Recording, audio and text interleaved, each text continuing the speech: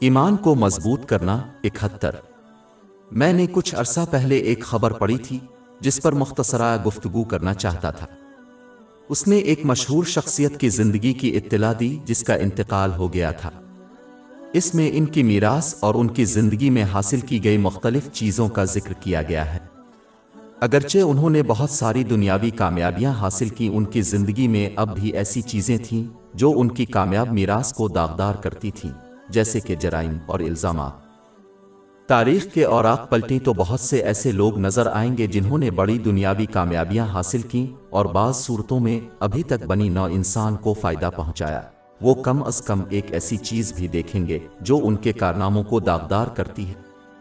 لیکن اگر کوئی حضور نبی اکرم صلی اللہ علیہ وآلہ وسلم کی حیات طیبہ کا مشاہدہ کرے تو انہیں کامیابی اور ان گنت چیزوں کے سوا کچھ نظر نہیں آئے گا جن سے بنی نوع انسان کو فائدہ ہوتا ہے۔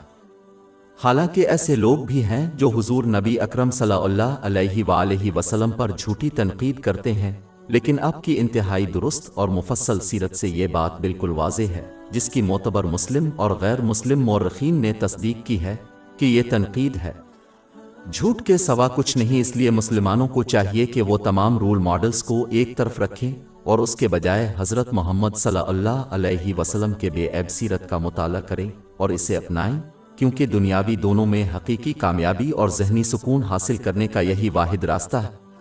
اور مذہبی زندگی، باب 3 علی عمران آیت 31۔ کہہ دو کہ اگر تم اللہ سے محبت رکھتے ہو تو میری پیروی کرو، اللہ تم سے محبت کرے گا اور تمہارے گناہوں کو بخش دے گا۔ اس دنیا میں اس سے بڑا کوئی مقصد نہیں۔ در حقیقت یہ وہ چیز ہے جسے حاصل کرنے کے لیے لوگ اپنے عقیدے سے قطع نظر کوشش کرتے ہیں، اور اللہ تبارک و تعالیٰ نے یہ سب کچھ اپنے نبی محمد صلی اللہ علیہ وسلم کے قدموں میں رکھا ہے۔ باب 33 الاحزاب آیت 21۔ یقیناً تمہارے لیے اللہ کے رسول میں بہترین نمونہ ہے ہر اس شخص کے لیے جو اللہ اور یوم آخرت کی امید رکھتا ہے اور اللہ کو کثرت سے یاد کرتا ہے۔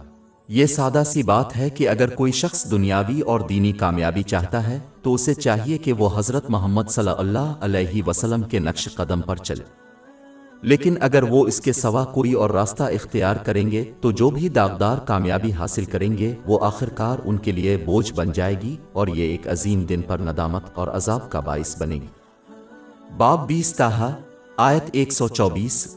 اور جو میری یاد سے روگردانی کرے گا اس کی زندگی تندرستی سے گزرے گی اور ہم سے قیامت کے دن اندھا اٹھائیں گے۔